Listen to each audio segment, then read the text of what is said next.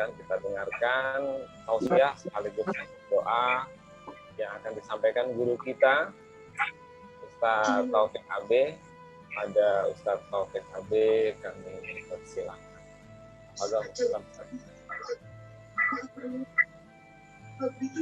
Apa dia ya? Langsung Ustaz. Langsung Ustaz.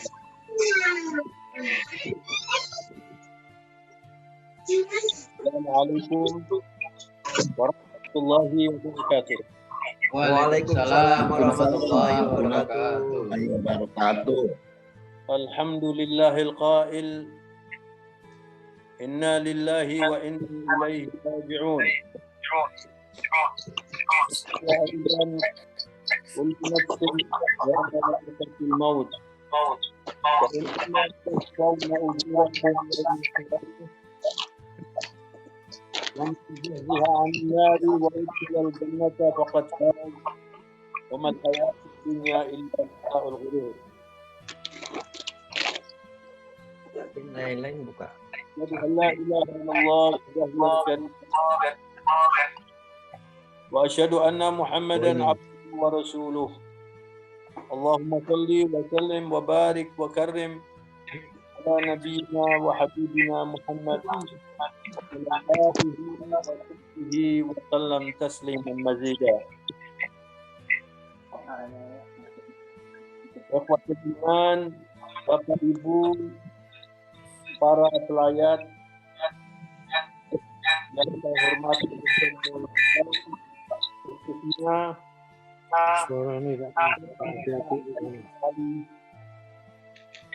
keluarga yang pada malam hari ini mengadakan acara takziah karena berpulangnya ibunda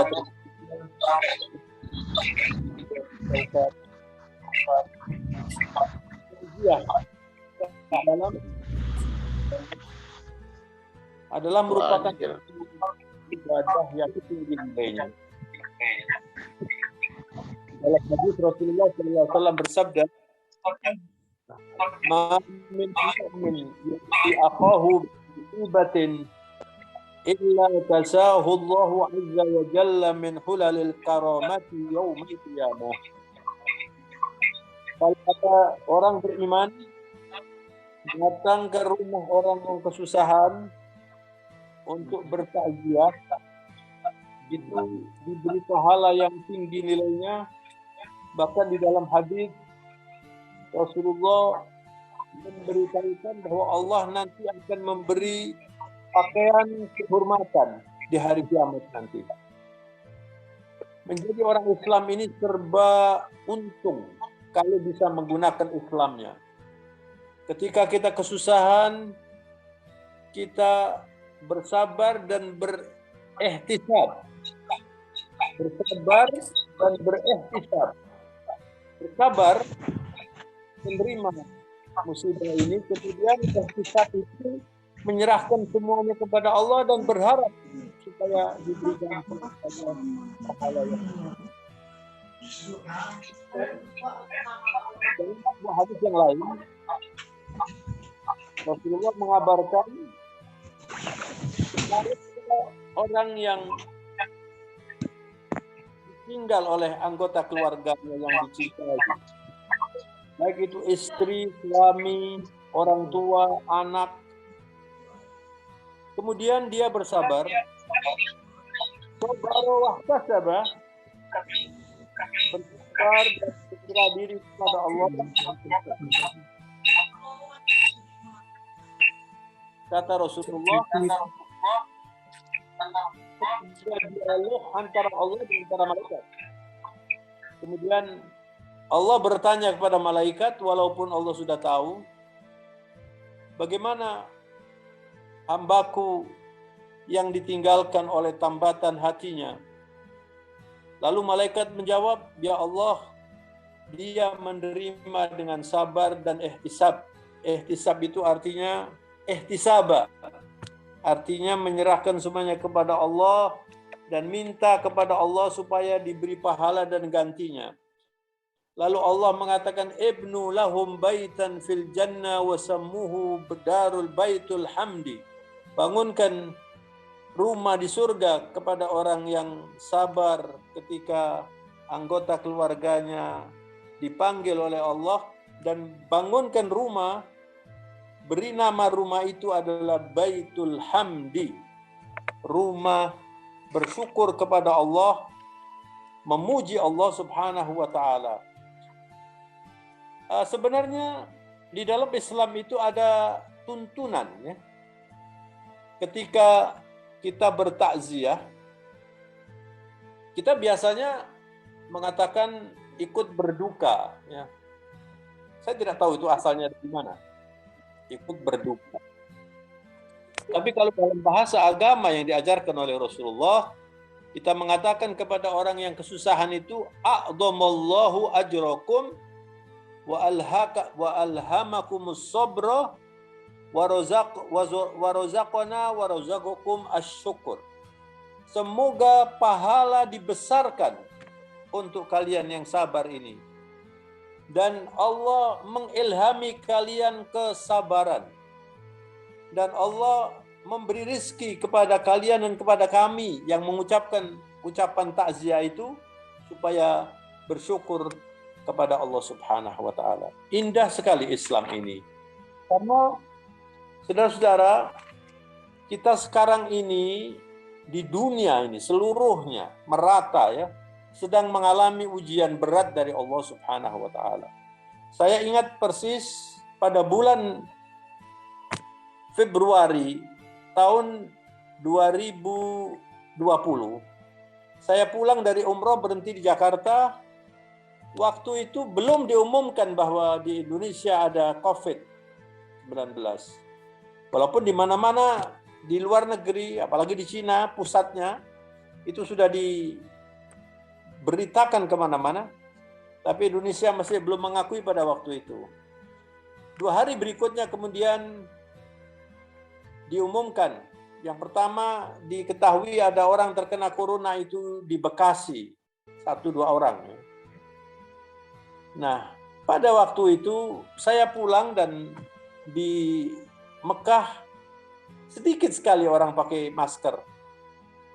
Yang saya lihat pada waktu itu ada rombongan Cina banyak dan mereka pakai masker. Kita yang lain-lain barangkali hanya 1-2% saja yang pakai masker pada waktu itu. Saya sampai rumah juga tidak pakai masker. Lalu pada waktu saya pulang sampai di sini, teman-teman dari Universitas Erlangga yang biasanya mengadakan taraweh karena sudah mendekati Ramadan, pagi-pagi sudah mengatakan membatalkan acara taraweh itu. Saya kira-kira waktu itu Ramadan kurang 2-3 bulan lah, ya. Saya lalu berpikir, tapi ya kan masih beberapa bulan. Pak, pikiran saya itu paling ini 2 bulan, 3 bulan selesai begitu. Saya malah menjawab, ya sudah nanti dilihat aja, kalau memang masih ada corona ya nggak usah taraweh, tapi kalau sudah nggak ada ya nggak apa-apa kita taraweh. Ternyata corona itu sekarang sudah lebih dari 1,5 tahun. Ini betul-betul di luar yang bisa dibayangkan pada waktu itu. Dan sekarang COVID yang sekarang ini jauh lebih berbahaya dan lebih cepat penularannya, yang disebut corona atau COVID Delta, ya. Itu bahasa para dokter. Kemarin saya juga mengadakan acara yang sama dengan teman-teman dokter dari Universitas Erlangga, dan ini beberapa kali saya mengadakan acara seperti ini. Dokter banyak yang meninggal. Dan di Jakarta hari-hari ini dalam sehari itu sampai 300-400 yang meninggal.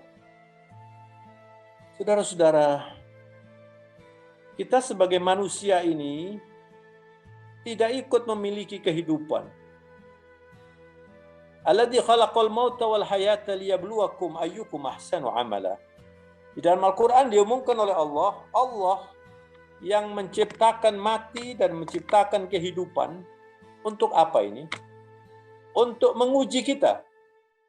Dan siapa dari kita yang paling baik amalnya, bukan yang paling banyak. Dan kalau orang itu diberi musibah Semua orang diberi musibah itu pasti susah. Rasulullah ketika ditinggal wafat oleh anaknya Ibrahim, Rasulullah susah dan Rasulullah berlinangan air matanya. Para sahabat keheranan, ya Rasulullah. Rasulullah menangis. Lalu Rasulullah menjelaskan bahwa mata ini ada kelenjarnya. Dan kelenjar itu bisa dikeluarkan oleh Allah ketika kita susah. Walakin ma naqulu illa ma yurdillah. Tetapi saya tidak akan mengucapkan apa-apa kecuali yang diridhoi oleh Allah Subhanahu wa taala. Jadi artinya Rasulullah Shallallahu alaihi wasallam itu membimbing kita, susah itu wajar. Bahkan kalau orang itu tidak bisa menangis, itu adalah orang yang qasil qalb, orang yang hatinya itu beku, ya. Tetapi tidak boleh berlebihan dalam Islam. Tidak boleh orang menangis dengan sikap tidak mau terima. Ya. Karena begini, Ibu Yati almarhumah, mudah-mudahan husnul khotimah insyaallah, dan kita semua tanpa kecuali itu sudah ada catatan Allah yang diberikan oleh Allah kepada malaikat ketika waktunya itu tiba. Jadi sebenarnya kalau mau berbicara secara agama, tidak ada hubungan antara sakit dengan kematian. Sakit itu udah ada urusan penyakit duniawiyah, diobati, para dokter berusaha dikasih ilmu oleh Allah, ya. Tetapi urusan mati ini terpisah. Jadi kita tidak bisa mengatakan kalau tidak ada corona barangkali tidak mati. Itu bahasa bukan orang beriman. Ada kalanya orang itu meninggal dunia karena terlambat. Seperti yang terjadi di Yogyakarta kemarin, ya, 3 hari yang lalu kalau nggak salah, di Rumah Sakit Sarjito, karena kehabisan oksigen, 63 orang pasien meninggal dunia di hari yang sama. Itu mungkin terjadi di Indonesia saja barangkali. Saya tidak tahu itu bagaimana pertanggungan jawabannya, ya. Tetapi kalau misalnya itu dituntut atau apa saja, toh tetap meninggal dunia. Jadi artinya 63 orang itu memang waktunya meninggal dunia. Perkara sebabnya karena tidak ada oksigen, karena corona, karena jatuh, karena kecelakaan, semuanya itu terpisah. Subhanallah. Jadi begitu para ulama menjelaskan tentang kematian. Dan orang hidup itu kalau di dalam rencana kehidupannya, program kehidupannya, tidak dicantumkan bahwa saya harus kembali kepada Allah, itu artinya orang yang tidak mengerti hidup. Kemarin pada waktu acara takziah seperti ini, ada seorang dokter dari teman almarhum, dan yang meninggal pada waktu kemarin itu, hari Kamis, ya, hari Jumat malam, dokter yang meninggal itu usianya baru 26 tahun. Dia masih belajar mengambil spesialisasi obgyn. Jadi masih muda. Mungkin untuk menjadi spesialis masih perlu waktu 3 tahun atau 4 tahun lagi, ya. Lalu ada teman-teman yang mengatakan kami kehilangan sekali dengan wafatnya almarhum ini. Lalu saya katakan sebetulnya kata hilang itu salah kalau dalam bahasa agama. Orang yang meninggal dunia itu tidak hilang. Orang yang meninggal dunia itu adalah memasuki pintu kehidupan yang sejati. Al-haya al-haqiqiyah. Jadi kita sekarang di dunia ini cuman jembatan saja. Jembatan. Hari ini saya berceramah. Anda mendengarkan takziah ini, ya. Nanti ada waktunya saya dan Anda itu diberitakan. Sekarang ini saya dan Anda masih menerima berita, membaca WA setiap hari, dan dalam satu hari di sekolah kami Al-Hikmah itu hari ini kalau nggak salah 4 orang, setiap hari ada yang meninggal, orang tua murid atau mertuanya guru atau gurunya atau anaknya. La ilaha illallah. Ini memang ujian berat dari Allah Subhanahu wa taala. Allah merubah kehidupan dunia ini. Allah merubah kehidupan dunia ini. Tapi tadi saya juga mendapatkan catatan dari teman-teman, ya. Kalau sampai hari ini seluruh dunia yang meninggal dunia karena COVID ini 3, kalau nggak salah 6 juta. Perang dunia kedua itu yang meninggal 50 juta. Yang luka-luka 12 juta atau berapa. Jadi pernah terjadi di zaman Rasulullah wabah seperti ini. Pernah terjadi di dunia ini, ada perang dunia pertama, perang dunia kedua, dan yang ketiga ini adalah corona sekarang ini. Ini sebenarnya Allah menghendaki apa? Allahu laisa bidzallamin lil abid. Allah mustahil melakukan kezaliman kepada hambanya. Allah itu Rahman Rahim. Allah itu Ghafurur Rahim. Kenapa diberi corona? Ya, maksudnya adalah supaya manusia itu kembali kepada Allah. Karena kalau hidup jauh dari Allah, semakin lama semakin sulit. Ada orang bertanya kemarin, beberapa hari yang lalu, pada saya mengeluh, kenapa Pak kita ini banyak orang berdoa di masjid, di mana-mana, tapi kok doanya tidak didengar oleh Allah. Artinya coronanya masih terus saja, tidak diangkat, atau belum diangkat oleh Allah. Lalu saya menjawab, semua doa itu naik ke atas. Dan Allah berjanji, ud'uni astajib lakum. Berdoalah, saya akan menerima doamu itu. Tapi ketika sampai di atas, belum sampai kepada Allah, itu dihalang-halangi oleh mega atau oleh mendung, kabut yang tebal. Ya. Kabut itu namanya dosa. Mungkin orang lebih gampang berpikir tentang dosa itu orang minum, orang main judi, orang berzina. Memang itu dosa besar, ya, dosa besar. Tapi ada dosa yang lebih besar lagi. Penipuan, berbohong. Ribuan setiap hari di media sosial itu bohong, berkhianat, menjual agama, ya. La ilaha illallah. Sampai Rasulullah SAW itu 15 abad yang lalu sudah mengingatkan kita, satakunu fitanun kagita'il lailil mudlim yusbihu ar-rajulu mu'minan wa yumsi kafira aw yumsi mu'minan wa yusbihu kafira yabi'u dinahu bi'aradin minad dunya qalil. Bakal datang nanti waktunya atau zamannya manusia itu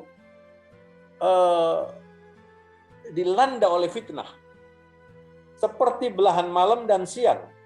Orang bisa jadi malam hari beriman, siangnya sudah hilang imannya, atau siangnya beriman, malam hari sudah hilang imannya.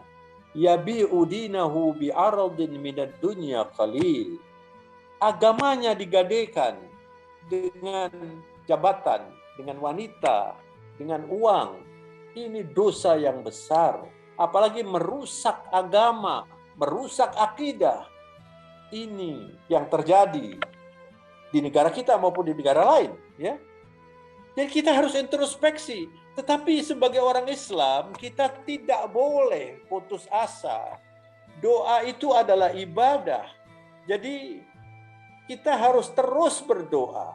Apalagi sekarang ini, menurut Gubernur DKI, ini belum sampai peaknya ini. Makanya saya sudah kira-kira 2 minggu, saya berdiam di rumah saja, tidak mengadakan aktivitas keluar, dan berdoa. Berdoa untuk diri sendiri, berdoa untuk orang lain, berdoa untuk bangsa, berdoa untuk umat Islam. Harus seperti itu. Di Jakarta, beberapa keluarga dari kerabat saya juga terpapar. Di sini juga ada, sudah beberapa hari yang lalu ada 4 orang yang meninggal dari kerabat Bu Taufik. Dan di Jakarta juga begitu. Ada yang meninggal, ada yang sembuh, alhamdulillah, ada yang masih di rumah sakit. Ini memang luar biasa ini ujian ini. Tapi kalau orang itu tahu harganya sabar, ini bedanya orang beriman dengan orang yang tidak beriman. Kalau orang yang tidak beriman melihat corona ini, itu cuman musibah, cobaan, petaka. Mereka hanya berpikir begitu, merugikan, ekonomi rusak, segala macam terhambat sekarang. Itu orang yang tidak beriman. Tapi bagi orang yang beriman itu kalau diberi cobaan oleh Allah, dan hidup ini sebetulnya cobaan. Hidup ini cobaan. Kalau diberi cobaan oleh Allah, dia bersabar dan dia mendapat pahala. Tidak ada pahala yang bisa menandingi sabar. Innama yuwaffas sabiruna ajrahum bighairi hisab. Allah memberi pahala kepada orang yang sabar itu tidak ada hitungannya. Karena sabar itu tidak mudah, kecuali orang yang beriman. Jadi kalau ada orang mengerti nilai sabar, dia bahkan mengucapkan alhamdulillah. Jadi kalau ada orang meninggal, ini orang-orang yang mengerti agama, orang-orang yang berkualitas imannya, kalau dia kesusahan, kemudian ada temannya datang, lalu mengucapkan adzamallahu ajrakum wa ahsanallahu azakum. Semoga Allah membesarkan pahalamu dan semoga Allah menjadikan engkau semakin sabar. Itu dijawab alhamdulillah wal baqa'u lillah. Saya memuji Allah artinya bersyukur. Yang abadi itu hanya Allah saja. Oleh karena itu, kepada keluarga Pak Syaukat khususnya dan semua yang mengikuti acara ini semua adalah pelajaran untuk kita. Hari ini Pak Syaukat kesusahan, mungkin besok yang lain kesusahan. Hari ini si A meninggal, mungkin besok si B juga meninggal. Kalau kita ini masuk ke makam, ya, kita mengucapkan salam kepada orang di makam itu. Assalamualaikum ya ahlal kubur. Antumus sabiquna wa nahnu lahiqun. Salam bagi kalian wahai penghuni kubur. Kalian mendahului kami dan kami nanti menyusul. Maka tidak tepat kalau istilah orang meninggal itu menggunakan kata saya kehilangan. Seakan-akan orang meninggal itu sudah hilang. Tidak. Atau peristirahatan yang terakhir. Bukan. Itu adalah pertama menikmati. Pertama menikmati kehidupan yang hakiki bagi orang yang beriman. Mudah-mudahan kita semuanya termasuk yang beriman, yang husnul khatimah. Oleh karena itu, Bapak Ibu, saudara-saudara yang mengikuti acara takziah ini, saya akan menyampaikan 4 poin ya, terkait dengan kematian ini untuk bekal kita sebelum kita berdoa khususnya untuk almarhumah, ya. Jadi yang pertama, kematian itu adalah keniscayaan. Dalam bahasa agama dikatakan al-mautu babun wa kullun nas dakhiluhu. Keniscayaan. Jadi kematian itu adalah pintu. Setiap kita ini menuju pintu itu setiap hari. Dan usia kita, usia umat Muhammad SAW, diumumkan oleh Rasulullah, a'maru ummati Muhammad SAW ma baina 60 wa 70 wa qalilun man yatajawaz atau kama qala sallallahu alaihi wasallam. Harapan hidup umatku, kata Rasulullah, usia rata-rata umatku itu antara 60-70. Jadi saya sudah 70. Jadi saya ini sudah ambang, ya. Ada orang yang diberi umur usia sampai 90. Jadi dia ada tambahan 20. Ini adalah mengambil jatah orang yang meninggal usia 40. Seperti tadi kita mengadakan acara takziah yang meninggal itu 26. Jadi ada orang usianya 26 meninggal, ada 30, ada 60, ada 100. Itu kalau di rata-rata umat Muhammad itu akan keluar angka 60 sampai 70. Itu menurut Rasulullah SAW. Dan kalau Rasulullah yang mengatakan, itu bukan kira-kira, tapi itu adalah petunjuk dari Allah Subhanahu wa Ta'ala. Maka seperti yang tadi saya katakan, kita harus merubah pandangan, nadrah dalam bahasa Arab itu nadrah ya. Bagaimana Anda melihat kematian? Kalau orang itu melihat kematian itu dengan bahasa dirinya sendiri,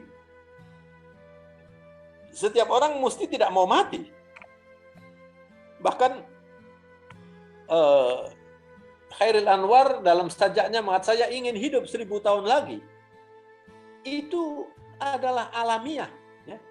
Kecuali orang yang mengerti, yang beriman. Orang yang beriman tidak mungkin akan berangan-angan mau hidup 1000 tahun lagi. Tapi orang yang beriman juga tidak boleh ketika sakit lalu saya lebih baik mati saja. Itu tidak boleh. Orang yang beriman itu menyerahkan semuanya itu kepada Allah yang maha memiliki kehidupan ini ya. Dalam ceramah kemarin di hadapan dokter-dokter saya menggunakan bahasa asing. Saya katakan life is not ours. It is God's. Hidup ini bukan milik Taufik, bukan milik Saukat, bukan milik siapa-siapa, tapi milik Allah. Maka kita ini hidup ini dipinjami oleh Allah seperti orang kontrak rumah saja. Nanti pada waktunya Allah akan menentukan kita harus keluar dari rumah itu, keluar dari dunia ini. Maka kalau kita berbekal agama yang benar, orang yang akan meninggal, dimanapun dia meninggal, bagaimana caranya dia meninggal, apakah kecelakaan atau di kereta api atau tenggelam kapal silam seperti yang terjadi beberapa waktu yang lalu, atau kecelakaan kapal terbang dan sebagainya, semuanya tanpa kecuali mengalami sakaratil maut. Tetapi kita diajari oleh Rasulullah yang banyak bersedekah, kata Rasulullah, karena orang yang banyak bersedekah itu nanti akan dibuat oleh Allah matinya tidak sulit. Matinya tidak merepotkan orang yang hidup. Ada orang yang meninggal misalnya kecelakaan kapal terbang, kemudian diambil dari laut. Ya bisa jadi mereka itu juga mati syahid. Bisa jadi mereka itu, apalagi yang terkena corona seperti ini, ada nas dari Rasulullah SAW. Jadi kalau misalnya orang yang meninggal dunia, yang sabar menerima musibah ini, kemudian dikembalikan oleh Allah untuk memberitahu kita, ya, bagaimana nikmatnya orang mati syahid. Mereka akan mengatakan, udahlah kamu lebih baik mati seperti saya ini. Akan mengatakan seperti itu. Tapi karena kita ini berpikirnya kehidupan, kita nggak mau mati, nggak mau mati. Sedangkan Rasulullah SAW itu mengatakan dalam hadis, man ahabba liqa Allah, ahabballahu liqa'ahu. Wa man kariha liqa Allah, karihallahu liqa'ah. Orang itu kalau senang menghadap Allah, Allah akan senang menerima dia. Tapi kalau orang itu tidak mau menghadap Allah, tidak suka menghadap Allah, Allah menolak, Allah tidak menerima. Aisyah radhiyallahu anha, Ummul Mukminin, istri Rasulullah SAW, ketika mendengar hadis ini, lalu mengatakan kepada Rasulullah, ya Rasulullah, akarahiyatil maut. Tidak suka mati. Kita semuanya tidak suka mati ya Rasulullah.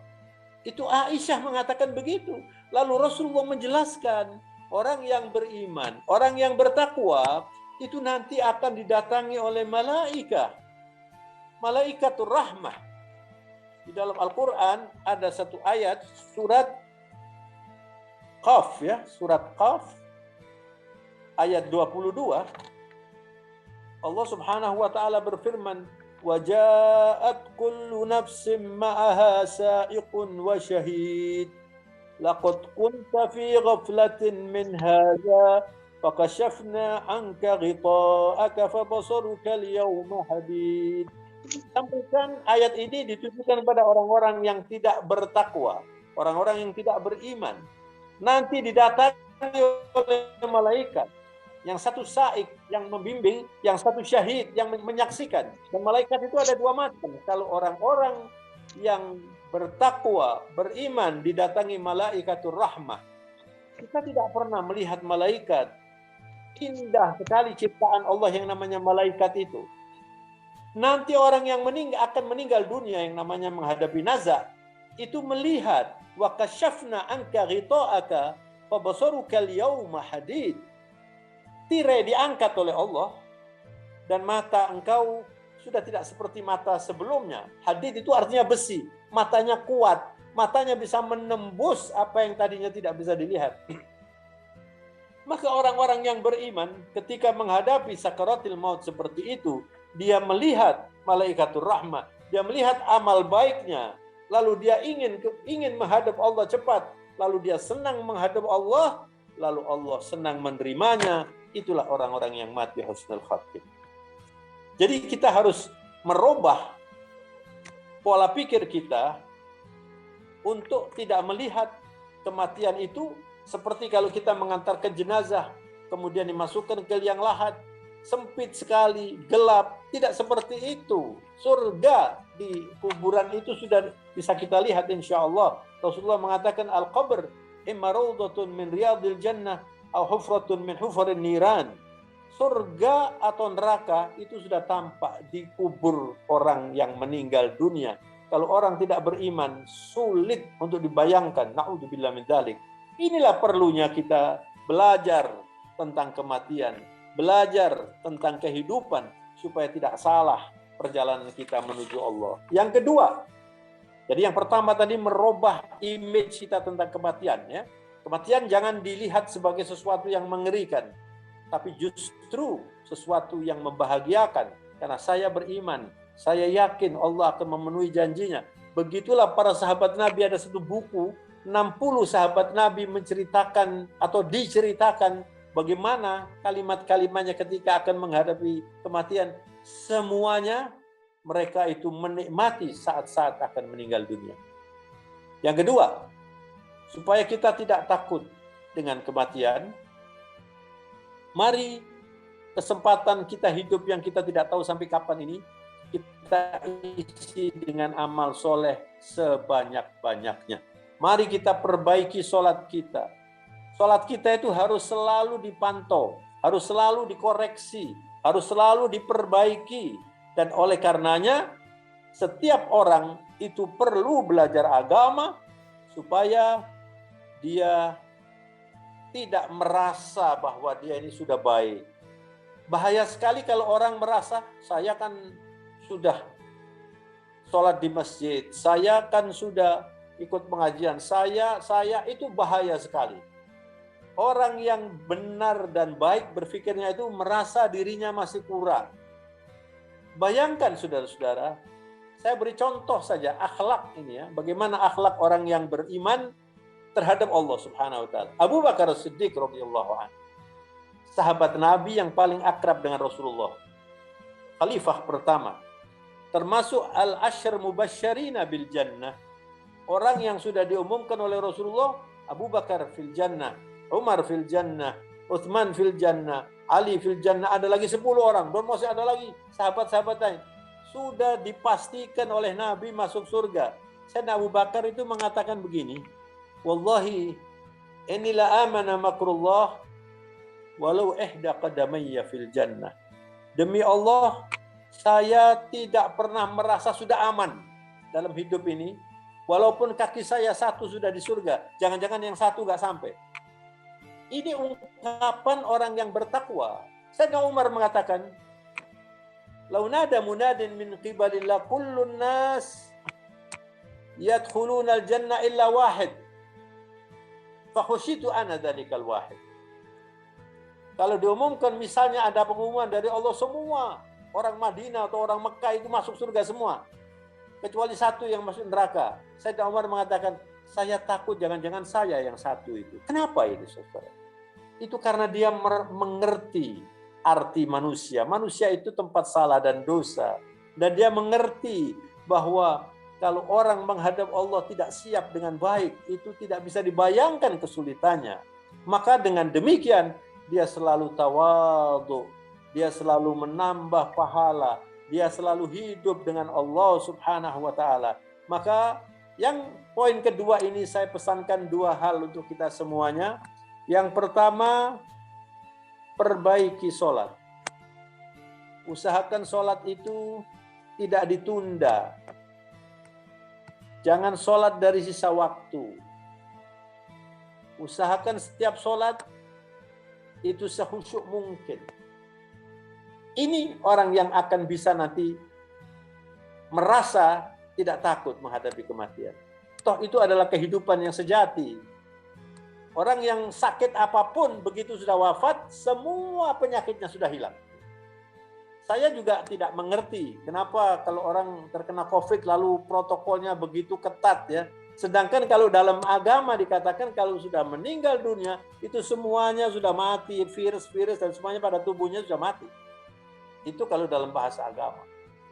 Tapi saya tidak mengerti kenapa itu diperlakukan seperti itu. Tapi tidak penting, tidak penting. Yang penting orang meninggal itu diantarkan 1000 orang, diantarkan 1 orang tidak penting. Ada seorang sahabat Nabi namanya Abu Dzar Al-Ghifari, itu Rasulullah mengatakan Anda ini tinggal terkucil sendiri dan nanti akan mati sendiri.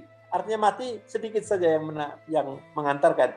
Tapi Abu Dzar Al-Ghifari radhiyallahu an adalah dikenal sahabat yang sangat-sangat santri, al-abid, ar-rajulul abid, kalau bahasa kita itu santri, itu Abu Dzar Al-Ghifari. Jadi ini tidak perlu kecewa, waduh kalau tidak ada corona kan banyak yang mengantarkan, tidak perlu kecewa. Yang penting adalah yang meninggal dunia, apalagi kena COVID ini, insya Allah minas syuhada, dan insya Allah diampuni oleh Allah dosa-dosanya dan dirahmati oleh Allah.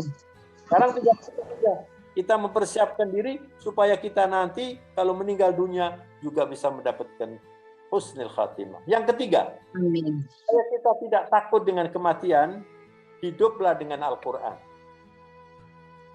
Jadikanlah Al-Quran itu sahabat karib Anda. Jangan ada hari tanpa membaca Al-Quran. Karena Al-Quran itu nanti akan berbicara di hari kemudian. Dan mengatakan kepada Allah, ya Allah, hambamu yang satu ini, itu meninggalkan tidurnya, meninggalkan ngantuknya untuk membaca saya. Dan hari ini saya minta kepada Allah, ini Quran dibuat oleh Allah bisa berbicara. Al-Quran yashfa'. Al-Quran itu, kalau orang itu bisa menjadi manusia Qurani, Masya Allah, itu akan bisa terbimbing di dunia dan di akhirat nanti menjadi cahaya, di kuburannya itu nanti akan menjadi sinar yang meneranginya, akan walhasil jadilah manusia Qurani, jadilah manusia yang banyak tabungannya dengan Al-Quran. Karena tidak ada cara mendekati Allah yang lebih ampuh dibanding Al-Quran. Namun, Al-Quran tidak cukup hanya dibaca. Al-Quran tidak cukup hanya dihafal. Al-Quran harus dibaca, syukur kalau bisa dihafal, kemudian dimengerti, ditadaburi, dipikirkan, dan digunakan. Kalau orang bisa belajar seperti itu, apalagi kemudian mengajarkan kepada orang lain, itu adalah orang yang terbaik. Dalam hadis yang terkenal Rasulullah mengatakan, khairukum man ta'allamal Qur'an wa 'allamahu. Sebaik-baik kalian adalah orang yang belajar Al-Qur'an dan mengajarkan Al-Qur'an. Belajar Al-Qur'an yang dimaksud oleh Rasulullah ini bukan sekedar orang mengajar bagaimana membaca Al-Qur'an yang benar. Itu ada pahalanya. Itu besar pahalanya ya. Orang yang mengajarkan orang bisa membaca Al-Qur'an ya. Tapi hadis yang dimaksud oleh Rasulullah sebagai orang terbaik, kalau bahasa agama para ulama, itu mengatakan khairukum alal itlaq. Manusia terbaik yang tidak bisa ditandingi adalah orang yang belajar Al-Quran, mengajarkan Al-Quran, mengerti Al-Quran, menggunakan Al-Quran untuk kehidupannya. Itu orang yang luar biasa. Itu poin yang ketiga. Dan yang terakhir, saudara-saudara, bahwa kematian itu sudah digariskan oleh Allah Subhanahu wa Ta'ala. Jadi salah besar kalau orang mengatakan, andaikan adik saya ini tidak kena corona, nggak bakal mati dia. Ini bukan kalimat orang yang beriman. Orang yang beriman itu tidak ragu sedikit pun. Allah dalam Al-Quran itu menyatakan, likulli ajalin kitab. Semua waktu yang terakhir itu tercatat di dalam kitab. Wa idza jaa ajaluhum la yastakhiruna sa'atan wa la yastaqdimun, ya. Dari jamaah Baitul Haq sudah berapa teman-teman kita yang mendahului kita?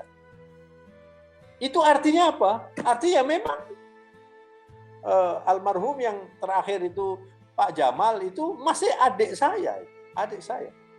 Saya tidak tahu sampai berapa lama lagi saya masih mendapat kesempatan. Yang mendengar ceramah saya malam hari ini sama juga, tidak tahu. Jangan berpikir toh saya masih muda. Tadi sudah saya beri contoh, dokter yang meninggal yang kemarin itu umurnya cuma 26 saja. Dia masih punya harapan mau jadi dokter spesialis, mau membangun keluarga. Tapi Allah tidak menghendaki yang demikian bagi orang itu.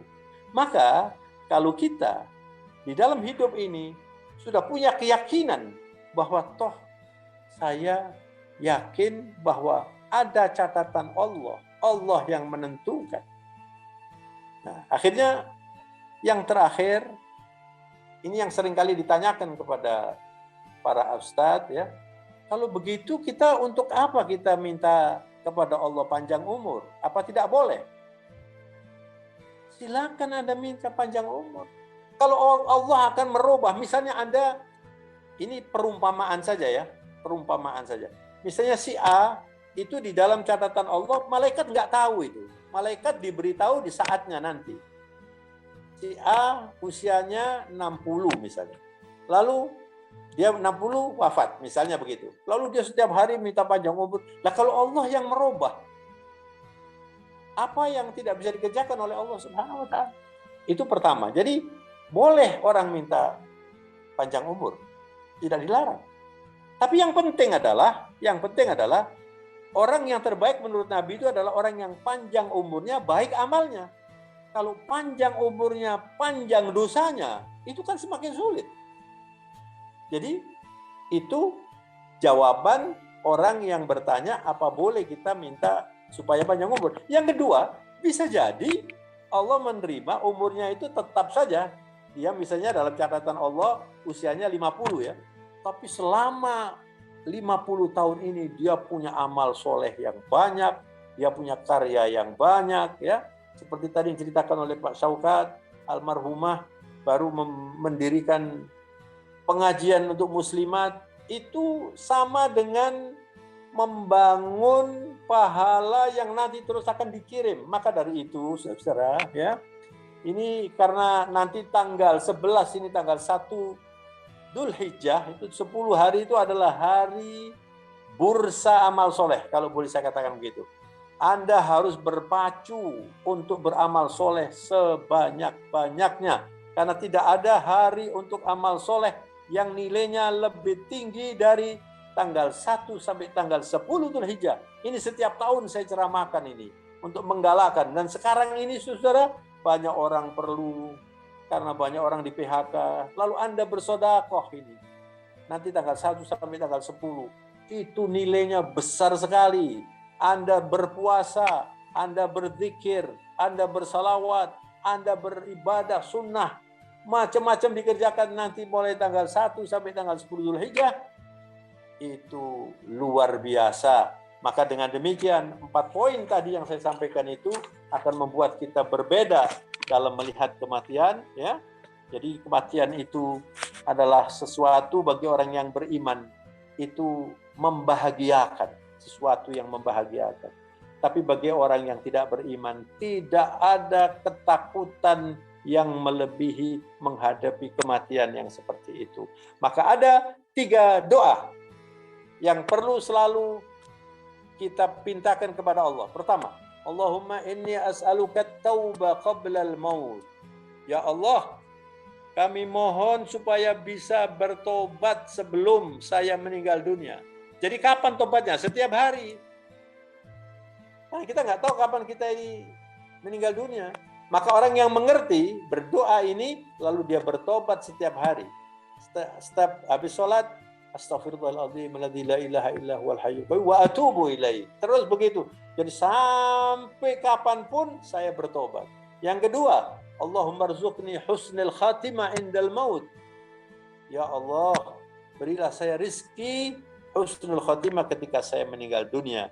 Yang terakhir, ya muqallibal qulub tsabbit qalbi ala dinik. Ya Allah yang memegang hati saya, pegang hati saya, kokohkan hati saya selalu di atas ajaranmu, selalu di atas Islam yang kau ridhoi, sehingga hidup Islami, mati Islami, dibangkitkan Islami, dan mendapatkan husnul khatimah.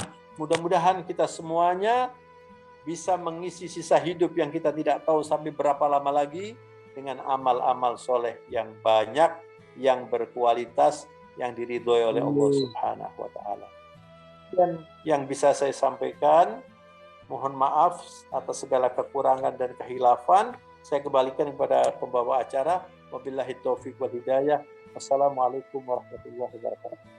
Waalaikumsalam warahmatullahi Waalaikumsalam warahmatullahi wabarakatuh. Alhamdulillah. Demikian tadi tausiah yang disampaikan oleh guru kita Ustadz Taufik AB. Dan ini belum doa kan tadi Ustadz ya? Bagaimana? Belum doa kan Ustadz? Iya, belum. Silakan. Barangkali ada yang terakhir. bertanya. Barangkali ada yang mau bertanya, saya belum jelas. Ini ada kesempatan, mungkin ada yang mau bertanya. Ustadz Taufik memberikan kesempatan, mungkin 2 penanya aja dulu. Silakan. Kalau ada yang mau bertanya, silakan raise hand. Nanti akan kami buka. Silakan dibuka mute-nya kalau yang mau bertanya. Izin bertanya. Assalamualaikum. Silakan. Silakan sebutkan namanya. Ya, Ustaz, boleh nanya dulu? Betul. Mari. Baik, Assalamualaikum warahmatullahi wabarakatuh. Salam. Saya Abdul Hafir, posisi saat ini di Kota Padang, Sumatera Barat. Tadi penjelasan Ustaz Taufik sangat luar biasa menurut saya. Jadi saya menanyakan begini, Ustaz. Ya dalam pandangan kita di dunia, alam kubur itu kan sesempit orang itu menggali kuburan gitu ya. Sementara tadi dijelaskan oleh Ustadz bahwa di kubur itu ya boleh jadi sesuatu yang sangat nikmat gitu ya. Alamnya kita belum tahu, tapi bisa jadi memang sangat-sangat luas, tak terbatas begitu. Di sana ada kehidupan baru. Tetapi bagaimana dengan penjelasan dan mungkin ada beberapa yang pernah memberikan, ya saya nggak ngerti itu fenomena atau apa. Ada orang yang sudah dikubur tapi merasa sempit, Ustaz, seperti dihimpit bumi gitu. Apakah itu juga gambaran yang memang juga ada di dalam alam kubur? Karena tadi disebutkan di sana sesuatu yang kehidupannya sangat baru. Sampai tadi Ustaz sebut juga seolah-olah nikmat surga sudah terbayang di situ gitu. Tentang sempitnya alam kubur mungkin bisa dijelaskan, Ustaz. Terima kasih. Baik ya. Saya kira pertanyaan penting ini. Ya. Pertama, alam kubur itu disebut haya barzakh. Barzakh itu artinya penyekat. Jadi kita tidak tahu ya. Bagaimana kita bisa tahu? Bisa tahu dari dalil ikhbariyah, berita yang diberitakan oleh Allah atau Rasulullah SAW. Nah, Rasulullah SAW itu mengatakan dalam hadis yang sahih, al-qabr imma rawdatun min riyadil jannah aw hufratun min hufarin niran. Ini yang bisa kita jadikan pedoman. Jadi kuburan itu salah satu, tidak ada yang ketiga. Bagi orang yang beriman dan husnul khotimah, dia sudah menikmati surga, raudhatun min riyadil jannah. Tidak bisa dibayangkan, bahkan di dalam hadis dikatakan, mereka itu ketika diberitahukan kamu adalah orang yang bertakwa, ini tempatmu nanti di surga. Sekarang nikmatilah kamu di sini di taman surgawi ini seperti kamu menikmati malam pertama pengantin baru. Itu bahasanya. Lalu orang ini mengatakan Allahumma aqimis sa'ah. Allahumma aqim. Ya Allah, lebih baik secepatnya saja kiamat dan saya bisa menikmati surga. Lalu malaikat mengatakan nam naumil arus. Kamu tidurlah seperti pengantin baru. Artinya kenikmatan yang luar biasa. Tapi kalau sudah yang naudzubillah min dzalik, orang yang zalim, orang yang fasik, orang yang bermaksiat, orang yang matinya su'il khatimah, naudzubillah min dzalik, itu mereka masuk di dalam lorong neraka, apakah terjepit atau bagaimana, itu kita tidak tahu. Tapi bahasa saja, bergali lorong neraka. Nah, ketika masuk di lorong neraka, mereka mengatakan, Allahumma la taqimis sa'ah. Ya Allah, jangan dikiamatkan. Di sini aja kami sudah seperti ini. Begitu. Sekarang kalau misalnya kita orang yang beriman kemudian mencoba dibongkar, nggak ada. Karena ini alamnya bukan itu. Alamnya alam barzakhiyah. Namanya alam barzakhiyah. Nah, sekarang kalau ditanyakan ya, tadi siapa penanya dari Padang tadi namanya? Pak Hafir, Abdul Hafir. Abdul Hafir. Kalau misalnya ditanyakan, orang yang meninggal itu dengar atau tidak mendengar? Misalnya kita berziarah ke makam ya. Rasulullah mengajarkan Assalamualaikum ya ahlal kubur. Mereka lebih mendengar dari kita. Telinganya bukan telinga ini, telinga barzakhiyah. Nah. Jadi kita biasakan kalau kita lewat ada makam orang-orang Islam, Anda ucapkan salam. Assalamualaikum ya ahlal kubur. Antumus sabiqun, kalian duluan, wa nahnul lahiqun, kami yang menyusul nanti. Jadi mereka itu mendengar. Jadi oleh karena itu saya anjurkan kepada keluarga, ya, juga anak-anaknya terutama, itu yang banyak mendoakan setiap habis sholat, berdoa Rabbighfirli wali walidayya warhamhuma kama rabbayani shighara. Ada lagi satu yang dianjurkan oleh Rasulullah, bahwa berbakti kepada orang tua setelah wafat itu adalah meneruskan kebaikan orang tua, meneruskan silaturahmi orang tua, mendatangi teman-teman orang tua. Saya 27 tahun yang lalu kira-kira ya, ditinggal wafat oleh almarhum abah saya. Begitu saya sudah berapa hari setelah almarhum wafat, saya telepon orang-orang yang biasa menjadi teman almarhum. Ada yang saya datangi, kalau luar kota saya telepon. Mereka senang sekali, dan itu adalah bentuk birrul walidain ya, birrul walidain. Apalagi kalau kerabat, apalagi kalau misalnya saya tahu almarhum ini suka bersodakoh di rumah anak yatim, lalu saya teruskan sekarang. Ini saya teruskan ini. Kita anaknya yang bersodakoh ini, pahalanya anaknya dapat, orang tuanya juga dapat. Itu yang bisa saya jawab. Kalau yang lain-lain yang tidak ada di dalam Al-Quran, tidak ada petunjuk Nabi, ya kita angkat tangan saja lebih baik supaya tidak salah ya. Karena kalau kita berbicara tentang masalah ghaibiyat ini banyak modifikasinya, banyak tambahan-tambahannya. Kita pegang aja yang diajarkan oleh Rasulullah. Wallahu a'lamu bishawab. Itu yang bisa saya jawab. Baik Ustaz, ini ada yang chatting yang bertanya, ini dari Mbak Retno Anggreni, cara mendoakan orang tua yang sudah meninggal, itu yang pertama. Terus pertanyaan yang kedua, dari Bu Heni Rahmawati, kadang saat menderita sakit, kita merasa mau wafat, apa yang seharusnya kita lakukan? Demikian Ustaz. Ya. Yang pertama, kalau doa itu, kalau Anda bisa menggunakan doa ma'thurah seperti yang ada di dalam buku-buku hadis, ya itu lebih baik ya. Allahumma ighfir lahu warhamhu wa'afihi wa'fu anhu wa akrim nuzulahu. Yang intinya itu terus minta diampuni, terus minta dirahmati, jangan pernah berhenti ya. Kemudian kalau misalnya tidak bisa ya pakai bahasa Indonesia, cuman depannya itu diawali dengan hamdalah kalau doa itu. Alhamdulillahirabbil alamin. Allahumma shalli wa sallim ala nabiyina Muhammad wa ala alihi wasallam. Kemudian doa. Doa akan berakhir ditutup dengan wa sallallahu ala nabiyina Muhammad wa ala alihi wasallam walhamdulillahirabbil alamin. Ini metode doa yang diajarkan oleh Rasulullah. Kalau caranya seperti itu insyaallah akan dikabulkan oleh Allah Subhanahu wa taala. Kira-kira begitu.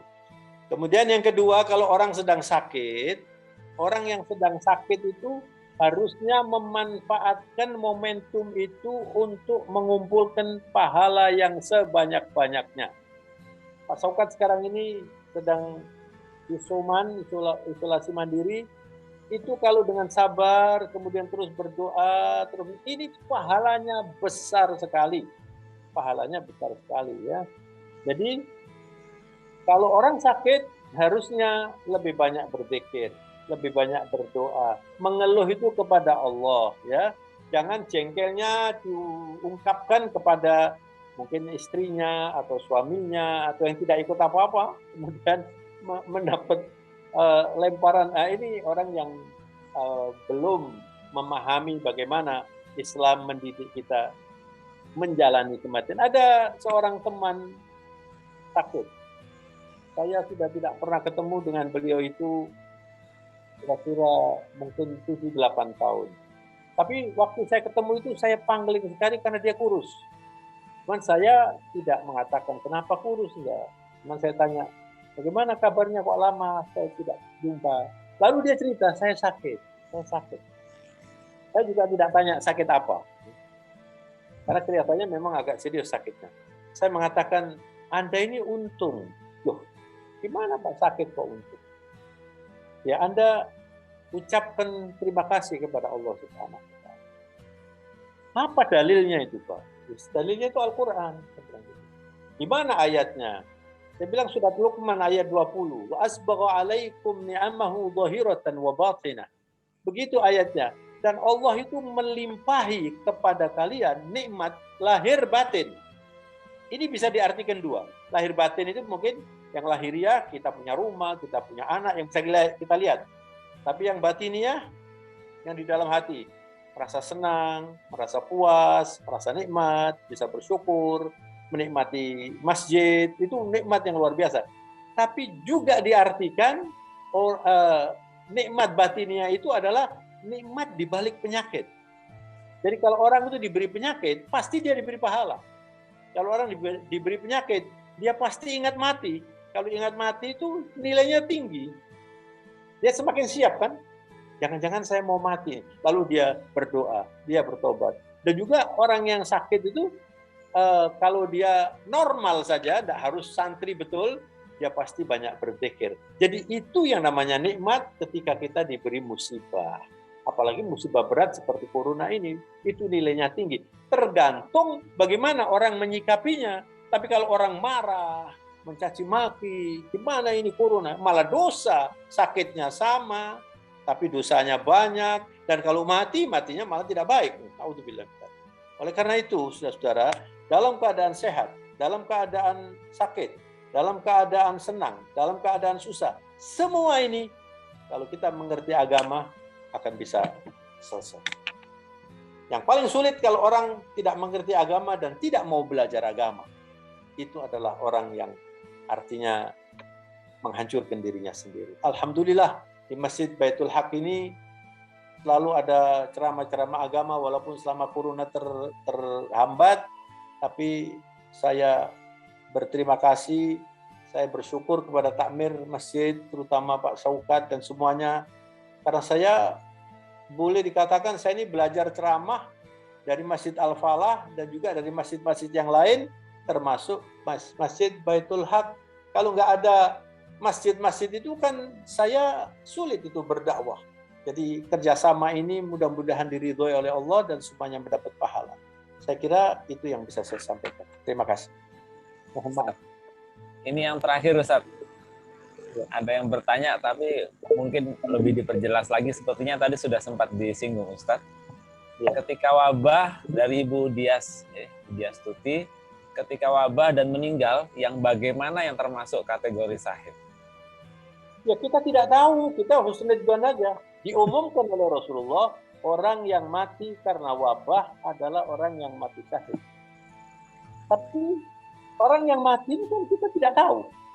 Pada waktu saat-saat dia meninggal dunia itu bagaimana dia?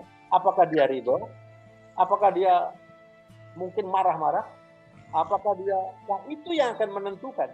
Tapi kita tidak tahu, dan kalau sudah meninggal dunia, jangan pernah menyebut kejelekan orang yang sudah meninggal dunia. Itu akhlak yang diajarkan oleh Rasulullah SAW. Kata Rasulullah, "Udhkuru mahasina mautakum."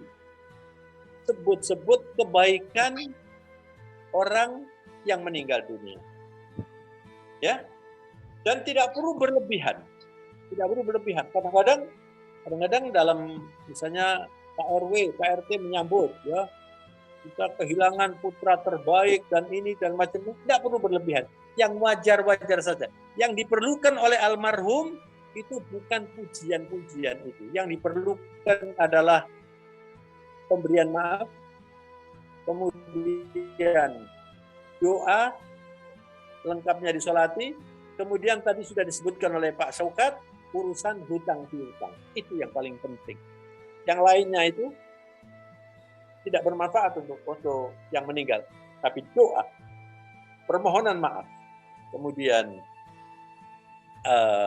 menyelesaikan urusan-urusan ini supaya dia menghadap Allah dalam keadaan sudah selesai dan ditanggung oleh keluarganya. Begitu ya, kalau ada orang yang meninggal, misalnya Anda memberi sambutan kepada para orang-orang yang menyampaikan itu saja. Kami mohon diikhlaskan almarhum, kalau ada salahnya, kami mohon didoakan, dan kalau ada urusan sangkut paut hutang piutang, kami menanggungnya.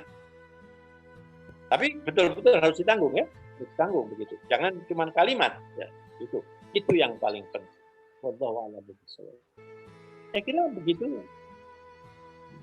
Ustaz, mohon maaf Ustaz, ini kan sudah cukup malam, jam 21, tapi ini ada satu terakhir mungkin Ustaz yang bertanya nih Ustaz. Tentang nikmat dan siksa alam kubur. Sedangkan alam itu gaib, apa benar kalau siksa kubur itu ada, Allah tampakkan di dunia? Ini kan Ustaz, pertanyaan terakhir Ustaz. Allah tampakkan apa? Apa benar kalau siksa kubur itu ada, Allah tampakkan di dunia? Allah tampakkan di dunia maksudnya? Ini dari Hambali Ustaz. Jadi pokoknya begini, kalau orang tidak percaya bahwa di dalam kuburan itu ada siksa, ada nikmat, itu kan tidak beriman namanya. Orang yang beriman itu, orang yang bertakwa itu, Alif Lam Mim dzalikal kitabul la raiba fihi hudan lil muttaqin alladzina yu'minuna bil ghaibi. Itu pertama. Orang yang beriman itu mengimani yang tidak tampak. Ada siksa kubur, ada kenikmatan kubur, ada malaikat, ada surga, ada neraka. Ini semuanya bil ghaibi. Kalau kita ragu, itu berarti tidak beriman. Tapi kalau ditanyakan bagaimana Pak? Ya nggak ada yang tahu. Nggak ada yang tahu. Rasulullah pernah jalan di makam, kemudian Rasulullah mengatakan, ini dua kubur ini disiksa. Dan Rasulullah juga dalam hadis mengatakan, andaikan saya tidak khawatir orang meninggal itu tidak dikebumikan karena takut, saya akan minta kepada Allah supaya mereka mendengar. Orang-orang ini mendengar. Tapi Rasulullah tidak mungkin melakukan sesuatu yang seperti itu. Hanya menunjuk. Tapi Rasulullah diberi oleh Allah kemampuan untuk mendengar. Lalu Rasulullah mengatakan, kenapa ini kok tersiksa? Yang satu orang suka namimah. Namimah itu menceritakan kejelekan orang ditambah-tambah seperti yang ada di buzzer-buzzer ini. Jadi si A ini tidak berbuat apa-apa, kemudian dikatakan begini, itu namimah. Itu nanti di kuburnya sudah tersiksa orang itu. Alhamdulillah. Yang kedua, tidak bersih pada waktu buang air kecil. Ini Islam ini agama bersih. Coba, jadi sampai di situ Rasulullah memberikan pelajaran. Lalu Rasulullah SAW mengatakan, ini saya ambilkan tangkai kurma ini, tancapkan di situ selama dia masih basah, nanti diringankan makamnya itu. Itu Rasulullah ya. Tapi Rasulullah tidak mengatakan kalian kalau ada orang meninggal lakukan seperti saya ini. Enggak mengatakan begitu. Sehingga para ulama mengatakan mungkin itu khusus untuk Rasulullah. Tapi bisa juga barangkali orang yang lain, kita tidak tahu. Itu yang terjadi. Jadi kita kalau bisa berbicara yang gaib itu harus berpegang kepada apa yang ada dalam Al-Quran atau apa yang disampaikan oleh Rasulullah SAW. Siksa kubur pasti ada, kenikmatan kubur pasti ada, dan itu syarat kita beriman. Kita beriman, kalau enggak ya tidak beriman kita nanti. Begitu Mas. Ya, matur nuwun Ustaz. Alhamdulillah acara kita sudah selesai dan insya Allah akan ditutup dengan doa untuk almarhumah dan juga kita semua, mungkin juga yang masih sakit. Almarhumah ibu siapa? Namanya Ibu Ibu Yeti. Heri Yeti, Ustaz. Apa? Heri Yeti. Oh, Heri Yeti. Heri Yeti. Baik. Pada Ibu Heri Ustaz Yeti. Taufik kami persilahkan untuk membacakan doa. Bismillahirrahmanirrahim. Rasulullah menganjurkan dalam berdoa itu, Allah wa antum muqinuna bil ijabah. Berdoalah dengan keyakinan bahwa doa kita akan dikabulkan oleh Allah Subhanahu. Semoga doa kita malam hari ini khususnya untuk almarhumah dikabulkan oleh Allah Subhanahu wa taala. Mari kita baca surat Al-Fatihah dengan penuh khusyuk dengan niat supaya doa kita makbul insyaallah. Al-Fatihah. Alhamdulillah Rabbil Alamin Ar-Rahmanir-Rahim Maliki Yawmiddin Iyyaka nasta'in ihdinas siratal mustaqim siratal ladzina an'amta 'alaihim Alhamdulillahi Rabbil Alamin. Allahumma salli wa sallim wa barik ala sayyidil mursalin nabiyina Muhammad wa ala alihi wa sahbihi wa tabi'ina ajma'in. Allahumma inna nas'aluka wa natawajjahu ilaika ya Rabbal Alamin. Amin. Allahumma ighfir laha warhamha wa'afiha wa'fu anha wa akrim nuzulaha Amin. wa adkhilha al-jannah Amin. wa'idha min adzabil qabr wa adzabil nar. Ya Allah, berikanlah kepada almarhumah Ibu Heriati yang baru hari ini dimakamkan menghadapmu ya Allah. Amin. Limpahkan ampunan kepada almarhumah. Amin. Limpahkan rahmat kepada almarhumah. Terimalah Amin. amal ibadahnya. Ampunilah Amin. dosa-dosanya dan berilah kesabaran kepada keluarga yang ditinggalkannya. Amin. Jadikanlah kematian almarhumah sebagai pelajaran bagi kita semua agar kita semakin bersiap diri kapan saja Engkau panggil menghadapmu ya Allah. Berilah kami semua ya Allah dan keluarga kami dan orang tua kami bisa bertobat sebelum kita menghadapmu ya Allah. Berilah kami semua ya Allah husnul khatimah ketika kami harus kembali kepadamu ya Allah. Dan berilah kami ya Allah maghfirah dan rahmah ketika semua kita menjadi ahli kubur. Engkau maha mendengar ya Allah, Engkau maha mengetahui ya Allah. Ampunilah dosa-dosa, ampunilah dosa-dosa kedua orang tua kami ya Allah. Amin. Atau yang sudah mendahului kami. Ampunilah ya Allah para pemimpin kami, para guru kami. Amin. Dan semuanya ke jalan yang Kau ridhoi ya Allah, agar kami mendapatkan ridhamu ya Allah. Allahumma ighfir lana wa liwalidina warhamna bayana sirara. Allahumma ighfir lana wal muslimin wal muslimat wal mu'minin wal ahya'i minhum wal amwat. Amin ya Allah. Rabbana atina fid dunya hasanah wa fil akhirati hasanah wa qina adzabannar. Amin. Rabbana al-abrar ya aziz ya ghaffar ya rabbal alamin. Amin. Sallallahu ala nabiyyina Muhammad wa ala alihi wa sahbihi wa sallam. Subhana rabbika rabbil izzati amma yasifun. Amin. Alhamdulillahi rabbil alamin. Amin. Al-Fatihah. Auzubillahi minasyaitonir rajim. Iya karena betul. Silakan.